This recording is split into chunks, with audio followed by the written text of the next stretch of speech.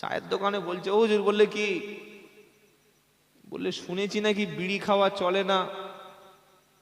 বলছে না, চলে না। তা বলছে তামাক যদি খাই কি হবে?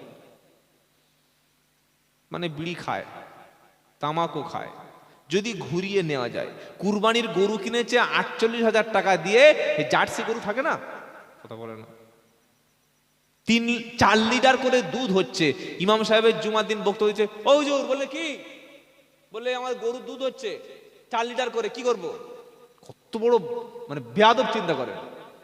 খুতবা চলাকালীন দুধের কথা জিজ্ঞাসা করছে। মেরে দুধ বার করে দেওয়া উচিত নয়? কি বলছেন বলে? ইমাম সাহেব দেখছি শালা কোন বিয়াদব রে, খুতবার সময় দুধের কথা বলছে। বসো বসো। ফের বলছে, হুজুর আমার দুধটা কি হবে? তোর দুধ না, গরুর দুধের কথা বল। কি বুঝলেন? তো কুরবানির গরু কিনে দুধ হলে ওই দুধটা কুরবানি দাতা ব্যক্তি খেতে পারে না। ওটা কি করতে হয়? গরিব, মিসকিন, দুস্থ তাদেরকে দিয়ে দিতে হয়। ও দেখছে 4 লিটার মাল প্রতিদিন মাইনাস হবে। এক কাজ কর, দই বসিয়ে খা। কি বসিয়ে খা? দই বসিয়ে খা। মানে একটা আলেম যদি না ফতোয়া দেয়, ঘুরিয়ে ঘুরিয়ে তাকে হালাল করে নেওয়ার চেষ্টা করবে। এটা হচ্ছে ঠকবাজ, জোচ্চোর, বাটপার। এটা আলেমের ছাত্র হওয়া নয়। ভাই, জীবনে ঠকেছেন, আর ঠকবেন না। বলুন আলেমের ছাত্র হবো ইনশাআল্লাহ। ইনশাআল্লাহ বলেন। ছাত্র যদি হয়, আলেমের ছাত্র হতে হবে। ব্রাদার রাহুল সমস্ত নবীদেরকে ইহুদি বলেছেন, এই বিষয়ে কোরআন হাদিসের ব্যাখ্যা কি কথাটি সত্য? আসলে আল্লাহর নবী সাল্লাল্লাহু আলাইহি ওয়াসাল্লাম কোনো, আমি এই জন্য একটু আগে বলছিলাম যে আপনাদের ঠকিয়ে গেছি আমরা। ব্রাদার রাহুল হোক আর সিস্টার রাহুল হোক, শরিয়াতের দলিল কিন্তু কোনো ব্রাদার না। শরিয়াতের দলিল কুরআন এবং সুন্নাহ, ইজমা এবং কিয়াস, কুরআন হাদিস। তিনি সমস্ত নবীদেরকে ইহুদি বলেছেন, আসলে তিনি ভুল বলেছেন। মা কানা ইব্রাহিমা ইয়াহুদি ওয়ালা নাসারা। আল্লাহ বলছেন ইব্রাহিম তিনি আলাইহিস সালাম ইহুদি ছিলেন না, নাসারাও ছিলেন না, তিনি ছিলেন মুসলিম। সুবহানাল্লাহ। কোন ইঞ্জিনিয়ারকে যদি কোনো সিজার করতে হয়, বাচ্চা, বাচ্চার মা দুটোই মারা যাবে। কি বলছেন বলে? মরবে না? মরবে না? মরবে না? মরবে। কোন ড্রাইভারকে যদি বলি, ভাই আমার ঘরের 500 ইট তুই গেঁথে দে, তো ও ঘর রাখা যাবে না, ঘর ফেলে দিতে হবে, ঘর ফেলে দিতে হবে। তো যার যেটা ডিপার্টমেন্ট, কেউ যদি কোরআন হাদিস শেখে, যতটুকু শিখে আমল করুক, বক্তব্য করুক, সেটা আলাদা। কিন্তু ফতোয়া দিতে আসলে কিন্তু বিপদ ওই জায়গায় হবে। আমি অবাক হয়ে যাই যে কিছু না জেনে তার নামের আগে মুফতিটা লেখে, লোক লেখে কোন ভাবে। আর যে সহি করে কোরআন পড়তে পারে না, সে নামের আগে আল্লামাও লেখে কিভাবে, কারি লেখে কিভাবে? কিছু বুঝতে পারছেন? মাদ্রাসায় না পড়ে চাঁদা তুলে খেয়ে গলায় টোন ভালো, সে আবার বক্তা হয়েছে, কিন্তু সে মাওলানা হয় কিভাবে? চলছে সমাজে। গলার টোন ভালো, লোক বলছে মাওলানা। 16 ইঞ্চি মাওলানা, 26 ইঞ্চি মাওলানা, বেটে মাওলানা, তাই তো? কত রকমের কোয়ালিটি। যত ছোট হবে মালের ভিজিট তত বাড়বে। কথা বুঝতে পারছেন? আর আগে কোন বক্তা স্টেজে বক্তব্য করতে আসলে মানুষ তার মধ্যে তাকওয়া দেখতো, পরশগারিতা দেখতো। এখন সবার দেখা হয় না, তাই ঠকে গেছে। খালি বলছে বিভিন্ন জায়গায়, হুজুর জলসা তো এত হচ্ছে, কই মানুষ হেদায়েত হচ্ছে না তো। আরে ভাই, আগে যে হেদায়েতের কথাগুলো ওলামারা বলতেন, সেই কথাগুলো তো এখন জলসায় বলা হয় না। দাদা হুজুর রহমতুল্লাহ আলাইহি ওয়াজ করে চলে গেলে মদ বন্ধ হতো, সুদ বন্ধ হতো, জেনা ব্যভিচার বন্ধ হতো, পাড়ায় মক্তব তৈরি হতো। হ্যাঁ বা না একটা কিছু বলুন। যারা চুপচাপ আছেন, আমার কি ভুল বলছি বলে মনে হচ্ছে? ভুল বললে ভাই বলুন যে ভুল বলছে, তা আমি শুধরে নেবো। আল্লামা রুহুল আমিন আলাইহি রহমা বক্তব্য করে চলে গেলে সমাজে নামাজি সংখ্যা বেড়ে যেত, কারণ ওষুধটা তারা কোরআন এবং হাদিস থেকে দিত। এখন বক্তব্য করে চলে গেলে যা ছিল মাল তাই আছে, কারণ এখন বক্তব্য হয় নিজের প্রোডাক্ট। কিসের প্রোডাক্ট? দলের প্রচার করতে আসে, আমার দলটাই খাঁটি, আমার সিলসিলা খাঁটি, বাদ বাকি সব ভুয়া। এই কথা কেন বলছে? কেন নির্দিষ্ট কোন বংশের সঙ্গে পীর শব্দ লেগে থাকবে? আমি গত একটা জলসায়, ভালো করে শুনে রাখেন,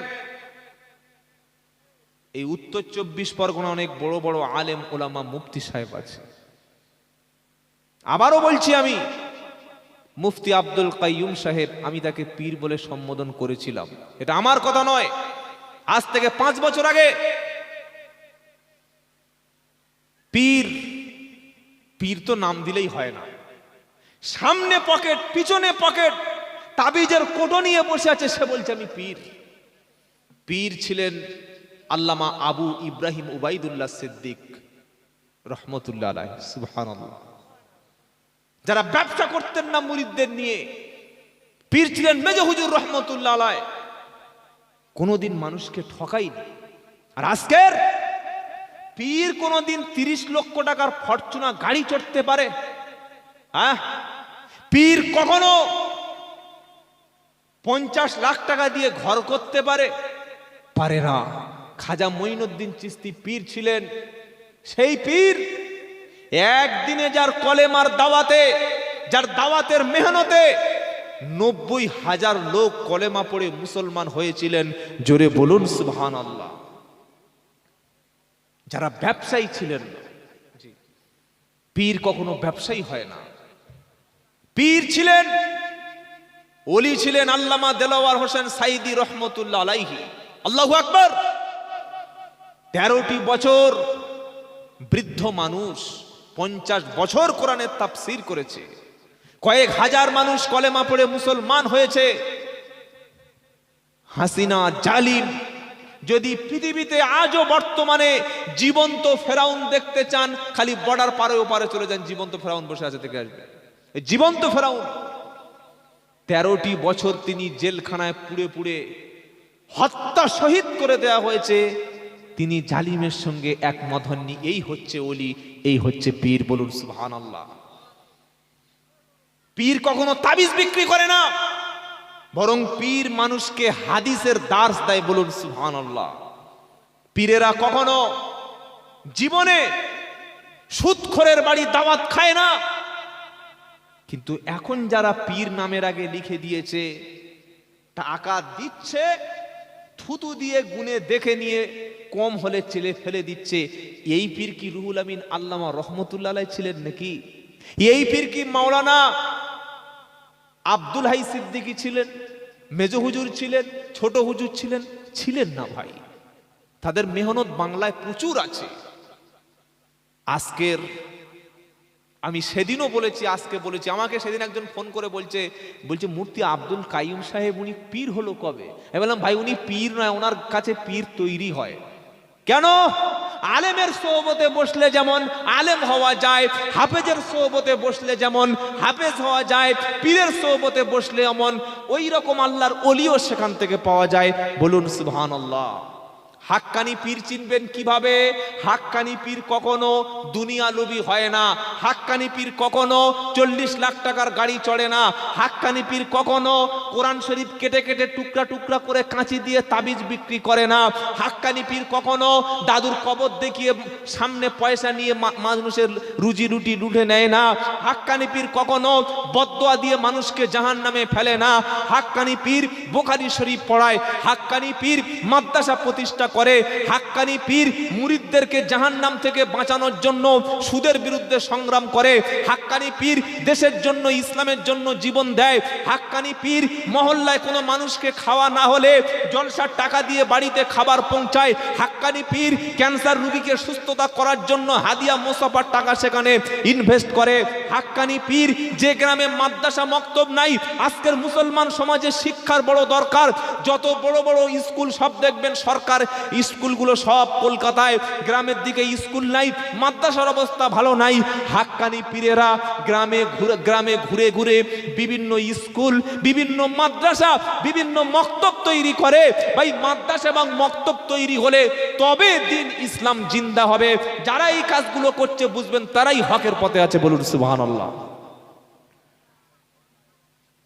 যারা ভণ্ডামি করছে, নামের আগে পীর লিখছে, আল্লামা লিখছে, তাদেরকে প্রশ্ন করো যে কেন তারা নামের আগে পীর আল্লামা লিখেছে। তারা কোরআন পড়তে পারে, তারা সই করে কোরআন জানে।